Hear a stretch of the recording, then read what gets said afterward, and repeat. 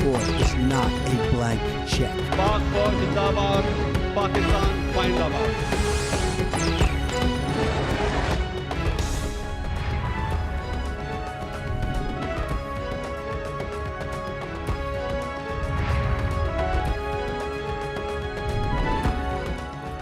जी अस्सलाम वालेकुम। उल्टी हो गई सब तदबीरें, कुछ ना IMF के मुआहदे ने काम किया। जो इस कौम को तसल्ली दी जा रही थी, तिफल तसल्लियां दी जा रही थी पिछले 8-9 महीनों के साथ कि जब IMF के मुआहदे में जाएंगे तब पाकिस्तान में दूध और शहद की नहरें बहना शुरू हो जाएंगी, लेकिन ऐसा नहीं हुआ। अवाम को खून के आंसू रुलाया जा रहा है। हर चढ़ते दिन के साथ डॉलर एक नई कीमत पे चढ़ता चला जा रहा है। लोग, पाकिस्तान के अवाम कल रो पीट रहे थे डॉलर की कीमत को और उसके नतीजे में होने वाली महंगाई को कि आज डॉलर ने एक बार फिर हैरान कर दिया। ओपन मार्केट में इंटरबैंक में डॉलर 150-151 की सतह भी उबूर कर गया।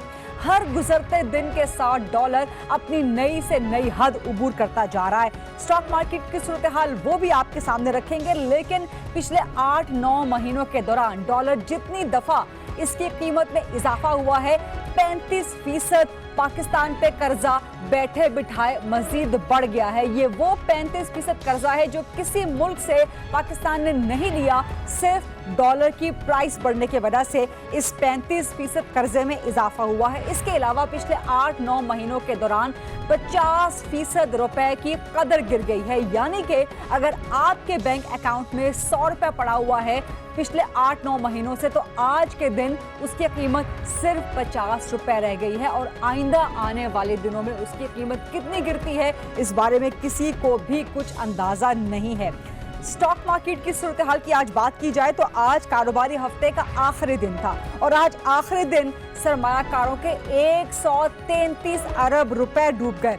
आज स्टॉक मार्केट जो क्लोज हुई कारोबारी हफ्ते में 805 पॉइंट की कमी रही। आपको ये भी बताएंगे कि स्टॉक मार्केट के लिए ये पिछला एक हफ्ता कितने खौफ व हरास का, कितना सरासीमगी का, कितना परेशान कुन रहा। इस कारोबारी हफ्ते में जो कि IMF की डील इतवार को हुई थी, सोमवार को जब मार्केट खुली तो उसके बाद स्टॉक मार्केट में 816 पॉइंट्स की जो है वो कमी हुई और सरमायाकारों के अरबों रुपए, 181 अरब रुपए का सरमायाकारों को IMF की डील के अगले दिन नुकसान हुआ।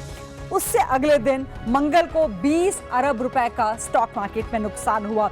15 मई को बुध के रोज स्टॉक मार्केट ने हल्की सी एक पॉजिटिविटी दिखाई, लेकिन जुमेरात को स्टॉक मार्केट में फिर 57 अरब रुपए का नुकसान हुआ क्योंकि 300 पॉइंट्स स्टॉक मार्केट डाउन हो गई थी और आज 806 पॉइंट्स के साथ स्टॉक मार्केट डाउन हुई तो 133 अरब रुपए पाकिस्तान के सरमायाकारों के, सरमाया करने वाले अफराद के, सरमाया करने वाली कंपनीज के डूब गए। ये वो इन्वेस्टमेंट है जिसका इमरान खान साहब बार बार तस्करा करते थे कि मुल्क में इन्वेस्टमेंट आएगी तो पाकिस्तान की मईशत बेहतर हो जाएगी। ईज ऑफ डूइंग बिजनेस की वज़ीर-ए-आज़म इमरान खान साहब बार बार बात करते हैं। मजमूई तौर पर इस कारोबारी हफ्ते के दौरान सरमायाकारों को 3 खरब 15 अरब रुपए का नुकसान हुआ क्योंकि स्टॉक मार्केट 1500 से ज्यादा पॉइंट्स की जो है वो गिर गई थी।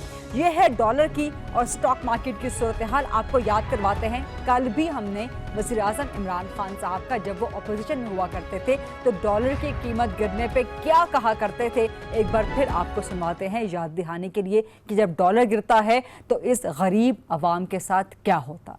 ये जो इम्पैक्ट पड़ा डिवैल्यूएशन का, रुपया गिरा है, तो आम आदमी के अगर उसका 100 रुपया था बैंक में पड़ा हुआ तो वो उसकी वैल्यू कम हो गई है आपकी नाहिली की वजह से। जब ये दोनों आए थे जरदारी और नवाज शरीफ, $1 60 रुपए का था, आज $1 125 रुपए का हुआ है। इससे क्या होता है, आपके पैसे 10 साल पहले बैंक में पड़े हैं 100 रुपए, वो 100 रुपए से रह गया 50 रुपए।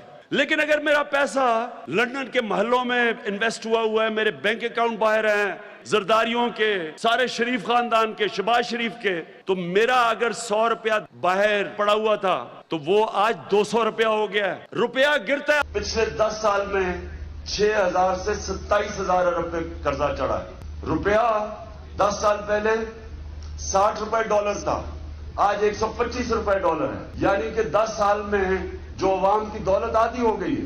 सबसे पहले तो आपको एक बुरी खबर देता हूं। आज मैं अभी जब इधर आ रहा था तो पता चला कि मार्केट में रुपया 130 रुपए पे डॉलर पे पहुंच गया। 20 रुपए गिरने में आप सब पे इस कौम के ऊपर 1000 अरब रुपए के मजीद कर्जे चढ़ गए। रुपया जून 2013 में $1 100 रुपए का आता था, आज 2018 में $1 125 रुपए का पहुंच गया। यानी कि इसका मतलब कि अगर आपके बैंक के अंदर 2013 में 125 रुपया पड़ा था, आज सिर्फ 100 रुपया रह गया है। कौम गरीब हो गई है। एक तरफ तो मईशत की ये खौफनाक परेशान कुन सूरत हाल है, दूसरी जानिब जो नैब के केसेस हैं अपोजिशन के खिलाफ वो उतने ही जोरों शोर के साथ मुसलसल चलते चले जा रहे हैं। नैब ने आज एक ज़िमनी रेफरेंस में भी आसिफ अली जरदारी को मुलजिम करार देने की जो है वो तैयारी कर ली है कि हरीश कंपनी का जो केस है उसमें आसिफ जरदारी नैब के मुताबिक ताउन नहीं कर रहे, तो उन्हें ज़िमनी रेफरेंस में भी मुलजिम करार दिया जाएगा। बिलावल भुट्टो जरदारी की आज नैब ने पेशी थी, मसरूफियात की वजह से पेश नहीं हो सके। नैब ने उनकी दरख्वास्त कबूल कर ली, लेकिन यह भी कहा कि बिलावल भुट्टो को पाक लेन में दोबारा नैब के सामने पेश होने के लिए तलब किया जाएगा। इलेक्शन कमीशन ऑफ पाकिस्तान ने मरियम नवाज को पार्टी ओहदा नाइब सदारत रखने के हवाले से 27 मई को समाअत मुकर्रर कर ली है, जो कि पाकिस्तान तहरीक इंसाफ दरख्वास्त लेके गई थी। अमीर मकाम के बेटे इश्तियाक अहमद को जुडिशल रिमांड पे जेल भेज दिया गया है। नैब का उनके खिलाफ भी केस है। तो एक तरफ मईशत की ये सूरत हाल है जो कि इंतहाई डाउन हो रही है, लेकिन दूसरी जानिब जो अपोजिशन के खिलाफ नैब के केसेस हैं उसमें मजीद से मजीद तेजी और मजीद अप एंड अप वो होते चले जा रहे हैं। ये सब तो एक तरफ, इसके अलावा जो मईशत के लिए आने वाला हफ्ता है वो मजीद खौफनाक हो सकता है, क्योंकि स्टेट बैंक शरह सूद में मजीद इजाफा कर सकता है, जो मंडे को स्टेट बैंक अपनी मॉनेटरी पॉलिसी अनाउंस करेगा। इसके अलावा गैस की कीमत में आज ओगरा ने 45% मजीद इजाफे का मंजूरी दे दी है। इसका जो फाइनल फैसला है गवर्नमेंट के नोटिफिकेशन से होगा। तो इस वक्त सूरत हाल बहुत संगीन।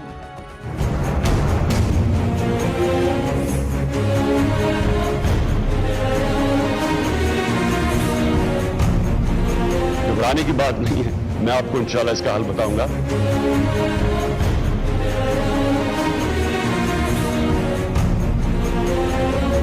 घबराने की बात नहीं है, मैं आपको इंशाल्लाह इसका हल बताऊंगा।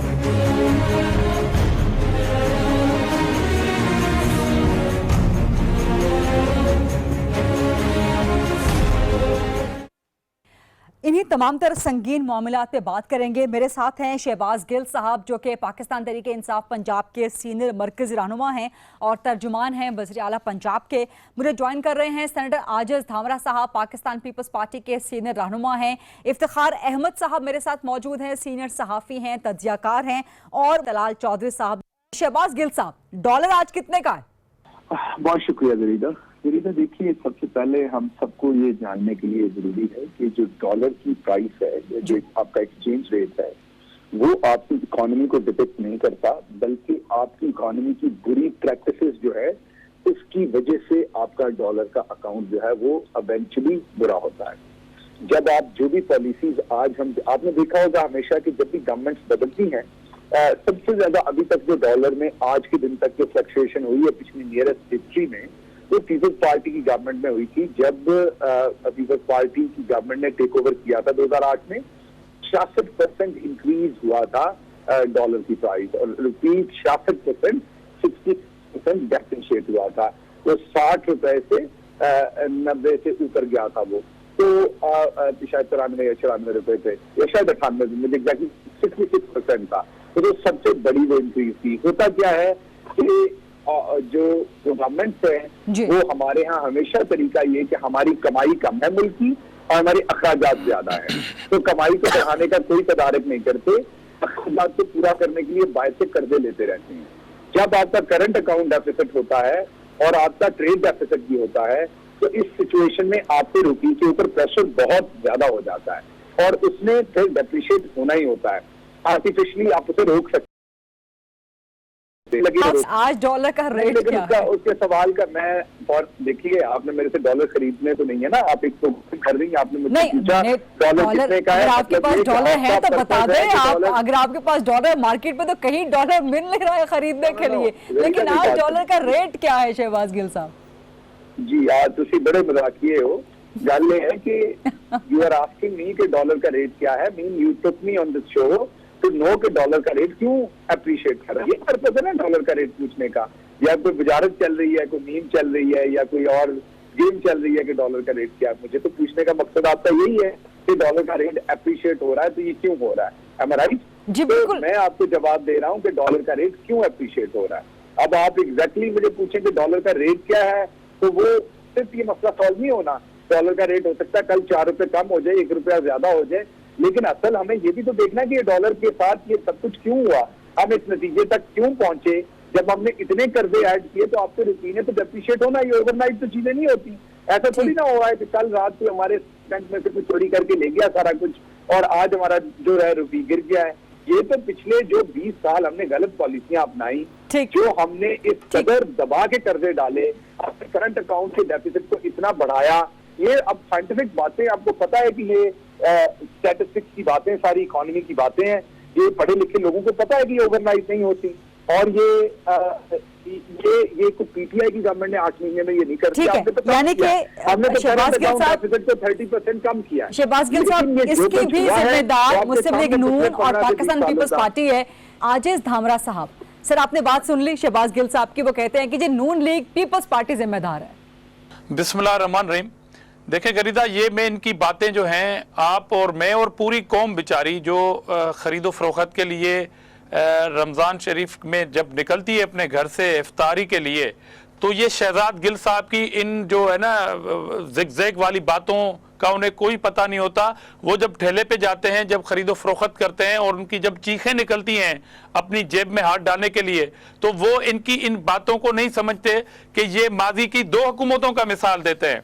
पाकिस्तान के अंदर 71 और 72 साल के अंदर कितनी हुकूमतें आई, बाकी हुकूमतों के पास ये या उन पे तबसरा करने की इनमें ना जुर्रत है और ये ना दानिशा तौर पर इन पे तबसरा करना चाहते हैं कि पीपल्स पार्टी की गवर्नमेंट जब मुशर्रफ से मिली थी हमें, तो उस वक्त मुल्क के हालात क्या थे। दहशतगर्दी उरूज पे थी, जिनको ये अपने दोस्त करते थे, जिनको कहते थे कि इनको फैसिलिटेट करो, इनको दफ्तर खोलने दो। वो सारी सूरत हाल जो इकोनॉमी थी तबाह और बर्बाद थी, वो किस तरह मिली। और हम भी ये इनको कह रहे थे कि मईशत पर एक सीओडी की जरूरत है, मगर इन्होंने कहा कि नहीं जनाब हमें आपसे सीओडी की जरूरत नहीं है, क्योंकि इनको अंदाजा नहीं था दरअसल।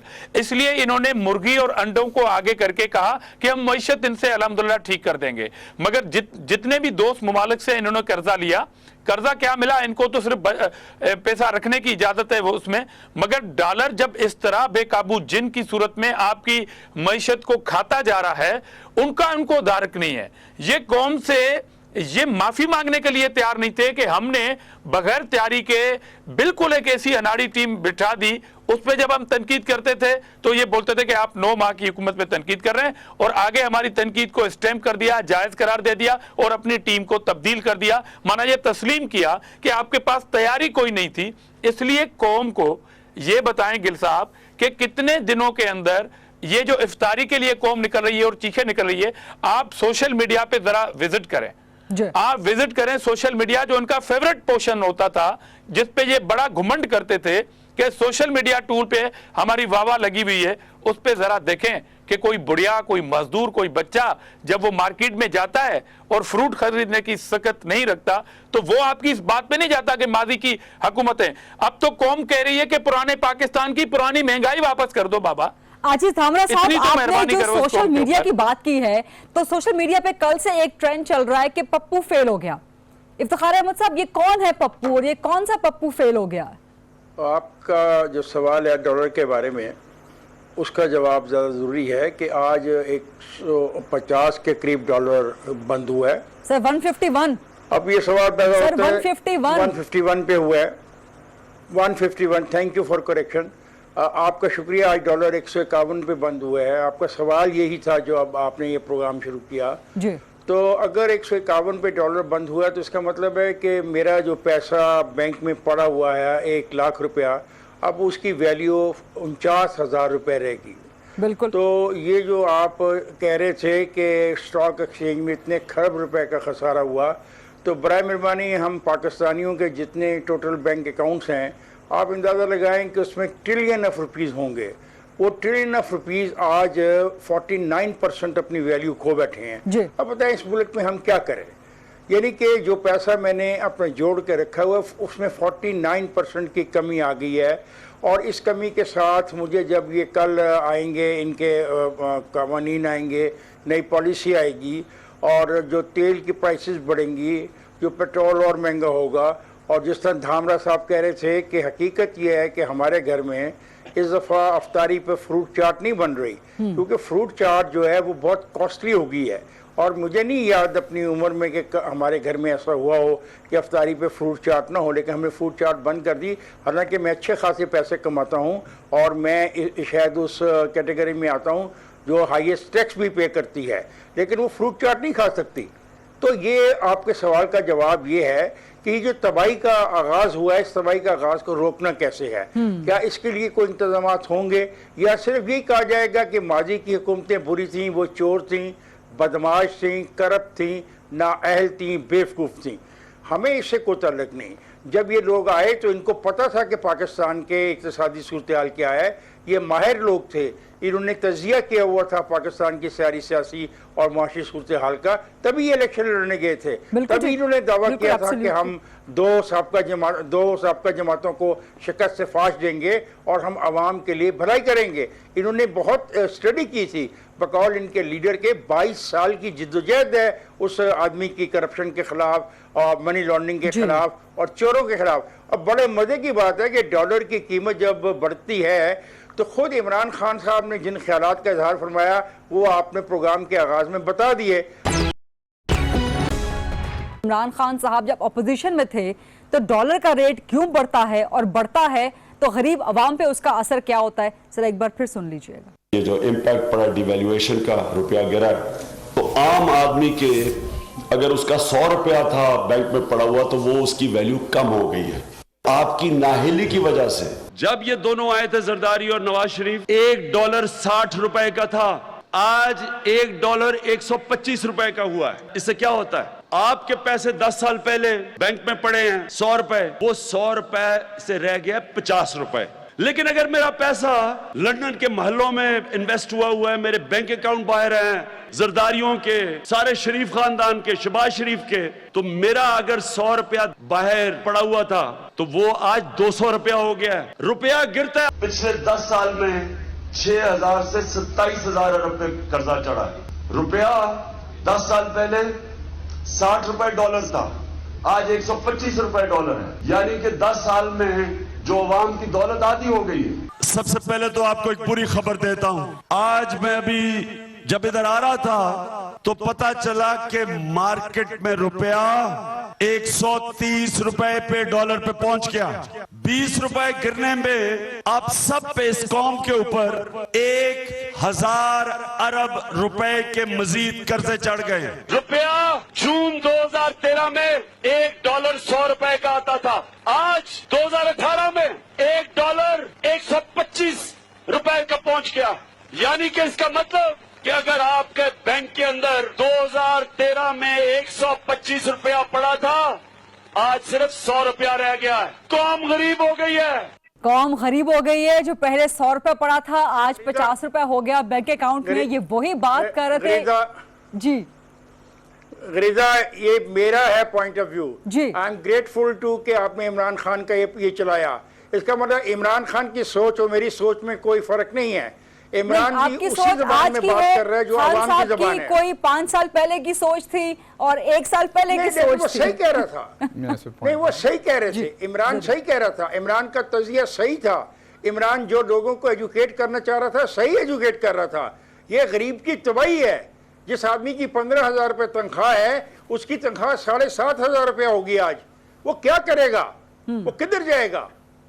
वो लूट मार करेगा? वो क्या करेगा? मुझे इसका जवाब दिया जाए। और मैं कहता हूं कि इमरान का ये विजन काश उसकी पार्टी के अंदर ट्रेवल कर जाता और उस इमरान के उस विजन को ये सोचते। काश इमरान के पास ऐसी टीम होती जो विजनरी होती, और काश इमरान को अल्ले तल्ले के लोग मांग तांग के इस पाकिस्तान की इकोनॉमी को न चलाना होता।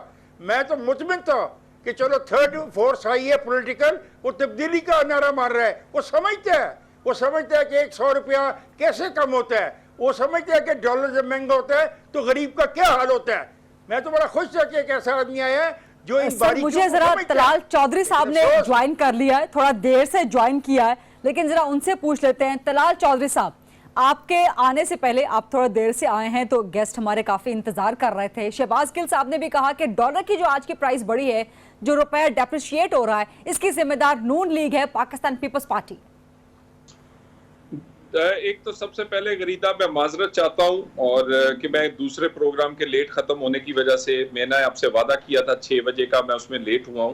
मेरी गुजारिश ये है, ये जो आप कितनी देर ये कहानी हम सुनाएंगे लोगों को कि पिछले बड़े अच्छे नहीं थे और हम बहुत अच्छे हैं, मगर ये भी तस्लीम ये साथ करते हैं कि हमसे कंट्रोल नहीं हो रहा।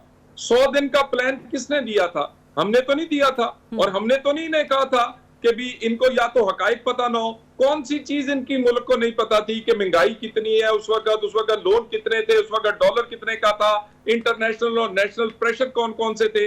लेकिन अगर ये सारी बातें बिल्कुल गलत है, ये फर्क है लायक और नालायकों के दरमियान, ये फर्क है अहलों और नाहलों के दरमियान। आप कैसा मुल्क जिसकी जीडीपी 6 को टच कर रही थी, वो धड़म से 2 पे आके गिरी है। जिसकी स्टॉक एक्सचेंज दुनिया की बेहतरीन स्टॉक एक्सचेंज थी, वो आज दुनिया की सबसे बदतरीन स्टॉक एक्सचेंज बनी है। महंगाई 3 से 4% थी, ये स्टेट बैंक कहता था, आज 13 से 14% है। गुजारिश ये है, ये नलायकियों के मामलात हैं, ये हालात इतने खराब नहीं है, ये इनसे मामलात कंट्रोल नहीं हो रहे। और मेरा ख्याल है कि ये कितने दिन हम इन्हें याद करवाएंगे, डॉलर का, IMF का, उसके बाद एमनेस्टी का, कि ये क्या कहा करते थे और अब कर क्या रहे हैं। ये तो थूक कर चाटने वाली बात है, वो रोजाना ये करते हैं और ये जितना मुद्दत इन्हें देंगे ये यही करेंगे। इनको यहाँ पर जो हमारे हालात हैं और जो आम आदमी के हालात हैं, जो गरीब आदमी के हालात हैं, 2 किस्म का पाकिस्तान बना दिया गया है। एक पाकिस्तान अमीरों के लिए उन्हें एमनेस्टी दे दी गई है कि उनको छूट दे दी गई है, उनके काले धन को सफेद करने की इजाजत दे दी गई है। दूसरा गरीब का पाकिस्तान, जो 20 करोड़ लोग हैं, उनके लिए IMF का मुआहदा कर दिया गया है, यानी गरीब के लिए IMF और अमीर के लिए एमनेस्टी। और आज जो इफेक्ट्स हैं वो आपके सामने है। डॉलर नहीं बढ़ा, गरीब का तो करियाने की दुकान से लेकर, सब्जी से लेकर, बिजली, पानी, गैस सब महंगा हो गया है। और आज तो ओगरा ने एक और बम चलाया, पहला अशरा खत्म हुआ है, दूसरे अशरे पर नया गिफ्ट दिया इन्होंने पूरी कौम को, जो ओगरा ने प्राइसेस बढ़ाई हैं। तो ये मामला ये और वो भी गैस की प्राइसेस भी तलाल चौधरी साहब को 1-2% नहीं, 45% गैस की प्राइसेस। अल अमान अल हफीज, आपकी पूरी इंडस्ट्री जो है वो गैस पे चलती है, आगे गर्मियों में भी गैस के बिल्स क्या कुछ आएंगे। शहबाज गिल साहब, पहले अशरे में डॉलर का तोहफा, दूसरे अशरे में गैस का तोहफा, तीसरे अशरे में बिजली का तोहफा। जी गरीदा, एक तो आपने खान साहब की जो स्टेटमेंट्स दिखाई वो बिल्कुल ठीक कह रहे थे, वो तब भी यही कह रहे थे, हम आज भी यही कह रहे हैं। डॉलर बढ़ना कभी भी इकोनॉमी के लिए ठीक नहीं होता, हमने अभी भी आपको ये नहीं कहा। लेकिन मसला ये है कि हम इस चीज़ को पूरे पैराए में देखना नहीं चाहते, हम आवाम को फिर बेवकूफ़ बनाना चाहते हैं। जैसे हमने पहले आवाम को बेवकूफ़ बनाया और हम यहाँ तक पहुँचे, हम अब दोबारा बनाना चाहते हैं। डॉलर जब भी बढ़ेगा, हमारी गवर्नमेंट होगी या किसी और की गवर्नमेंट होगी, जब भी रुपी डिप्रिशिएट होगा, आम आदमी पे उसका प्रेशर आएगा। यही खान साहब तब भी कहते थे कर्जे बढ़ेंगे, आज भी हम यही कहते हैं। लेकिन जो कुछ इन्होंने अब बात सुनिएगा, मंत्र ये था कि पहले डॉलर इसलिए गिरता है कि मनी लॉन्ड्रिंग होती है। आपका सवाल पहले ही बहुत जानदार है, इंटरजेक्ट करने की जरूरत नहीं, पहले ही बहुत जानदार सवाल है, उसका जवाब देने दीजिए। अब बात यह है कि अगर तो डॉलर जो है वो हम किसी तरह से, कोई दुनिया का बंदा रोक सकता है कर्जा लिए बगैर, वो मैदान में आए, मैं रिजाइन कर देता हूं अपनी पोजीशन से। दुनिया का कोई इकोनॉमिस्ट आके बताए कि कर्जा इस टाइम डाले बगैर वो डॉलर की प्राइस को रोक सकता है, जो कुछ इन्होंने किया। पूरी बात IMF का 6 अरब डॉलर सिर्फ उतना डाल रहे हैं जितना मुझे जवाब देने दे। इफ्तिखार भाई मुझे जवाब देने दे, इफ्तिखार भाई बात करने देना, आपकी बात सुनी थी, जवाब देने दे, जवाब देने देना। मैं सवाल कर रहा हूँ, ओहो तो आपका सवाल लेता हूँ, पहले सवाल का जवाब तो दे दूं। इफ्तिखार भाई पहले आप तो आजकल फ्रूट भी नहीं खा रहे, जान काम हो गई। पहले जवाब, मैं तो इतना अफसोस हुआ, मैं आज लाहौर नहीं हूँ, जाते ही आपको फ्रूट बेचने लगा हूँ मैं, जैसे ही लाहौर जाता हूँ। 400 रुपए किलो अल्लाह करे तुम फ्रूट बेचो। नहीं 400 रुपए किलो का फ्रूट बेचता हूँ। अच्छा 400 रुपए किलो का फ्रूट है। अच्छा बात तो कर लेने देना। अब बात ये है कि बात सिंपल सी है कि जिस तरीके से कर्जे लिए गए इस मुल्क में, जिस तरीके से, अभी आपने गैस की बात की, अब गैस जब पीपल्स पार्टी की गवर्नमेंट गई तो गैस में कोई सर्कुलर डेट नहीं था आम आवाम के लिए कि जितने की गैस की कीमत बनती थी उतना आवाम से वसूल किया जाता था, तो कोई कर्जा नहीं उस पर चढ़ रहा था हमें। जब मुस्लिम लीग नवाज की गवर्नमेंट गई तो गैस जितने की पैदा हो रही थी और जितने की हम बेच रहे थे 261 अरब रुपए का सर्कुलर डेट था। मतलब कि गैस की जो हमें कीमत है वो ज्यादा देनी पड़ रही थी, आगे बेच कम कीमत पे रहे थे। ये अगर तो किसी पराये का घर हो तो ये काम हो सकता है, अगर अपना घर हो तो कितनी देर करेंगे। अब आपने कहा गैस की कीमत बढ़ा दी, अब गैस की कीमत आपकी इसलिए कि आपके सर्कुलर डेट पड़े हुए हैं। आपने अगर अपने कर्जे पे नहीं करने इस मुल्क की आवाम ने, जो इन पे डाल के गए वो करने तो आवाम ने, और पिछले 9 महीनों में कितना कर्जा लिया हमने किसी नए काम के लिए कर्जा नहीं लिया। और बैठे बिठाए जो डॉलर का रेट बढ़ने से 35% कर्जा बढ़ गया। मैं दोबारा गरीदा आपके लिए बता दूं, अगर आज हम दोबारा कर्जे डालते जाएं, तो 5 साल के बाद फिर डॉलर और अप्रिशिएट, जो आज बोएंगे वो कल काटना पड़ेगा। ये इकोनॉमी ऐसे नहीं होती कि जो पिछले महीने हमने किया उसका असर आज नजर आ रहा है। ये जो पिछले 5, 10, 15 साल में फैसले किए उनके असरात नजर आ रहे हैं। डॉलर का बढ़ना बहुत नुकसानदेह है, लेकिन ये कम ना होता। अब इफ्तिखार भाई तो पिछली गवर्नमेंट में भी थे, पीएचए में थे माशाल्लाह, उधर नून लीग के साथ। ये जानते हैं गवर्नमेंट कैसे चलती है, इनको सारा पता है। इनको पता है कि पिछली गवर्नमेंट ने किस तरीके से कर्जे डाले, ये तो जानते हैं अच्छी तरह से कि पिछली गवर्नमेंट ने किस तरीके से तबाही झेली, हर सेक्टर की किस तरीके से तबाही मेरे पास गाड़ी थी ना मेरे पास कार थी। ओहो, मैंने कोई इल्जाम नहीं लगाया इफ्तिखार भाई, कह रहा हूं प्रिविलेज ले रहा था, मैं कह रहा हूं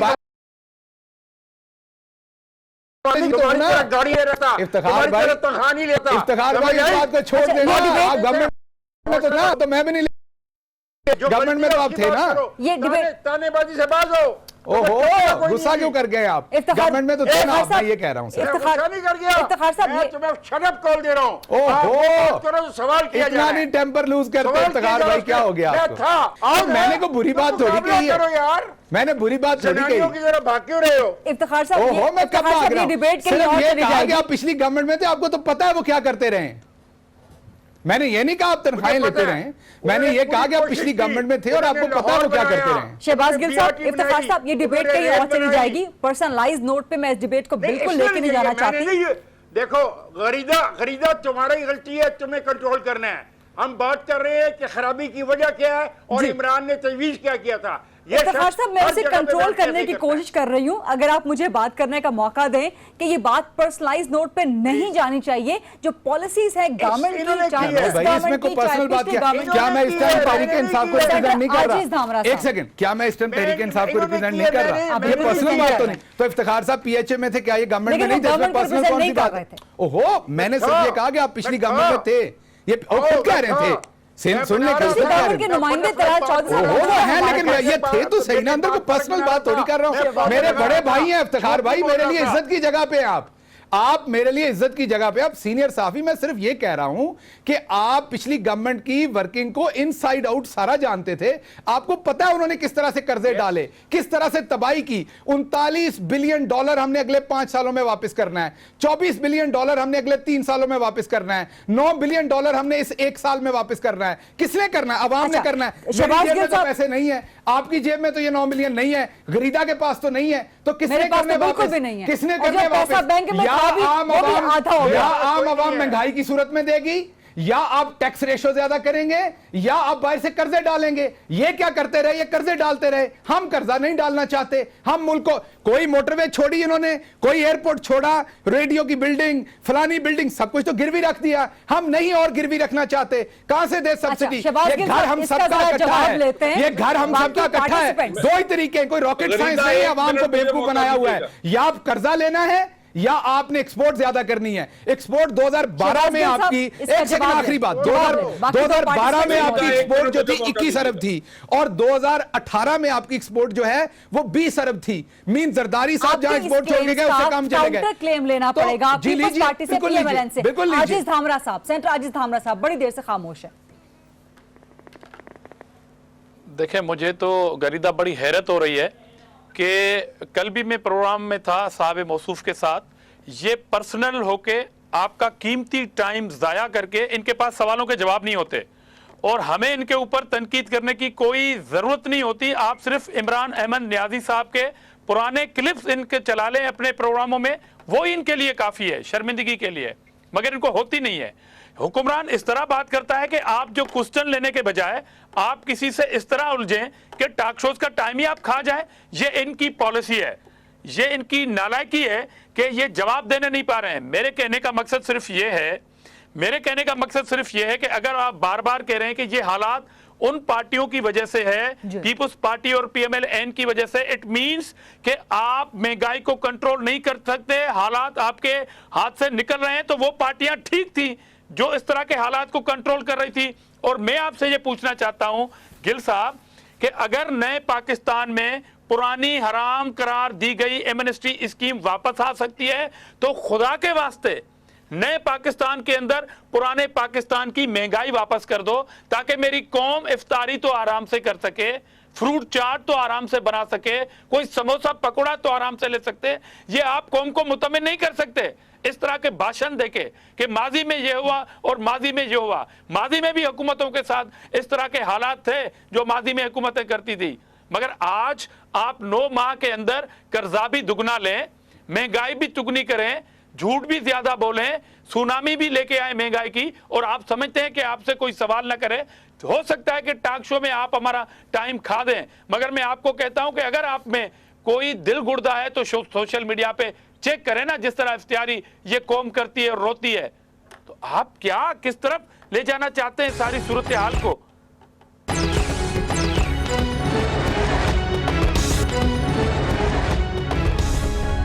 आजिज धामरा साहब बार बार सोशल मीडिया का तस्करा कर रहे हैं, तो सोशल मीडिया पे कल से एक ट्रेंड चल रहा है कि कोई पप्पू है जो फेल हो गया है। ये कौन सा पप्पू है जो फेल हो गया है?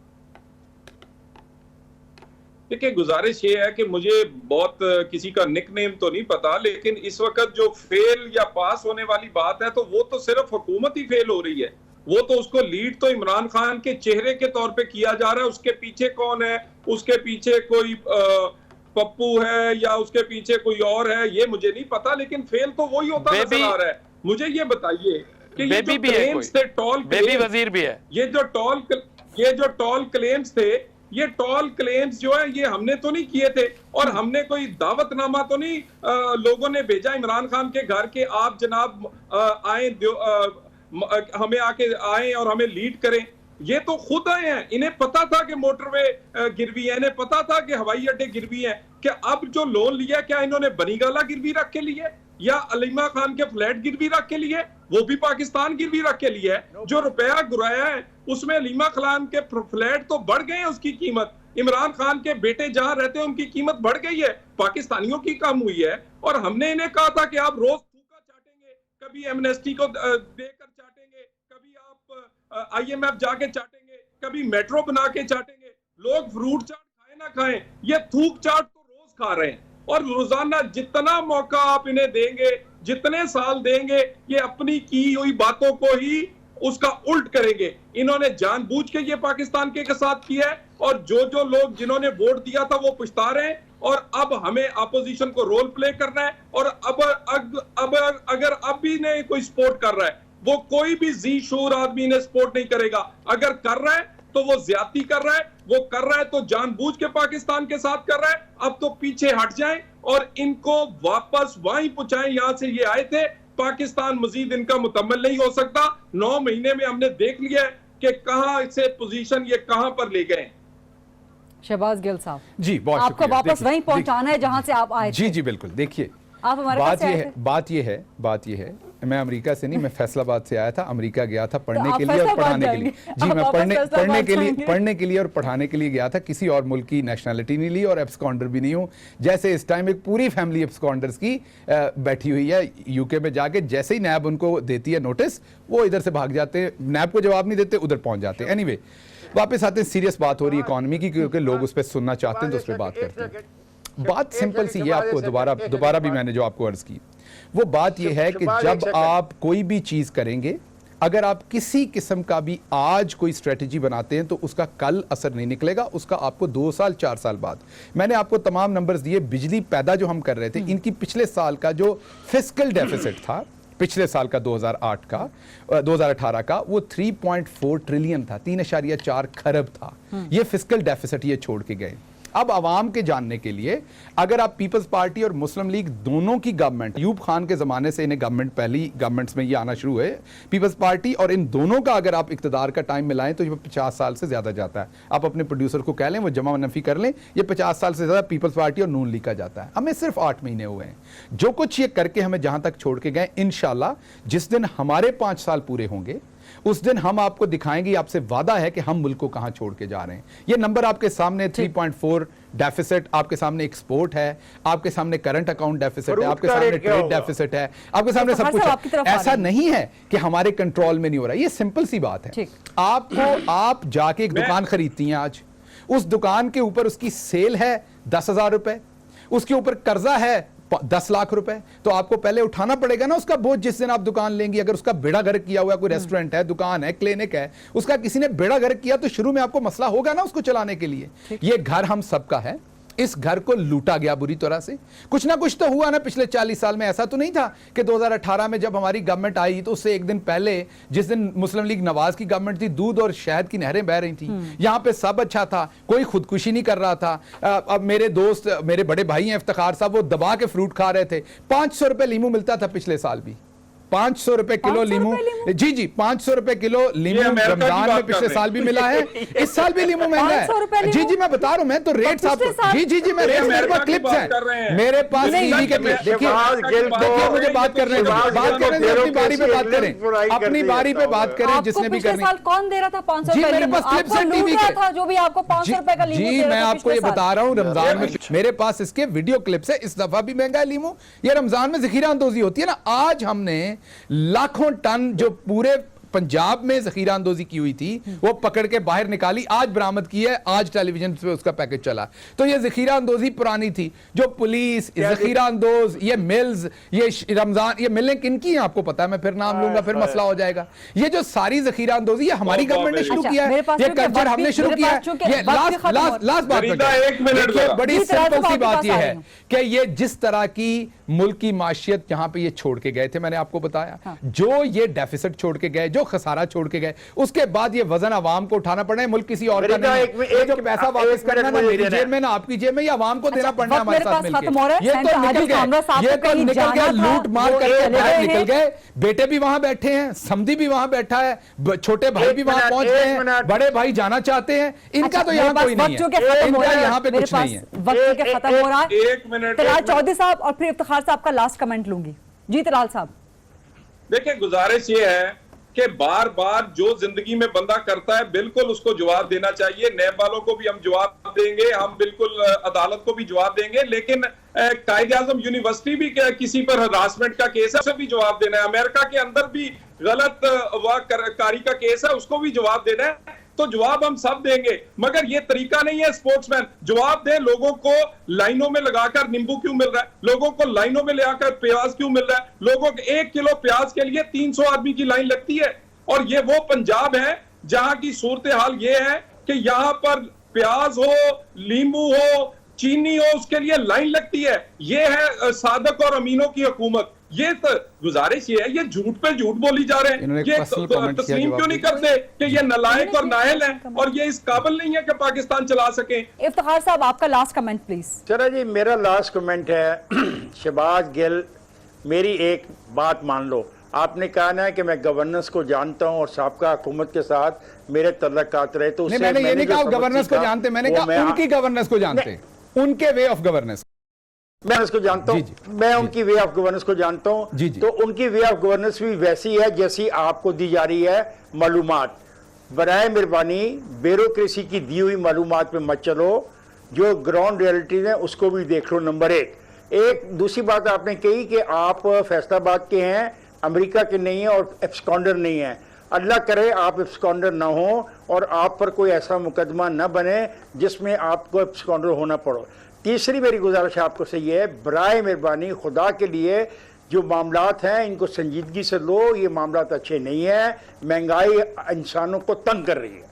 बिल्कुल ठीक, बहुत बहुत शुक्रिया इफ्तिखार अहमद साहब। आई विश के इस डिबेट को हम मजीद आगे बढ़ा सके। इफ्तिखार अहमद साहब, शहबाज गिल साहब, तलाल चौधरी साहब और सेंटर आजिज धामरा साहब, उन्हें कहीं जाना था तो वो चले गए। बहुत बहुत शुक्रिया आप सबका। ये था आज का programme. I will see you tomorrow. अल्लाह हाफिज।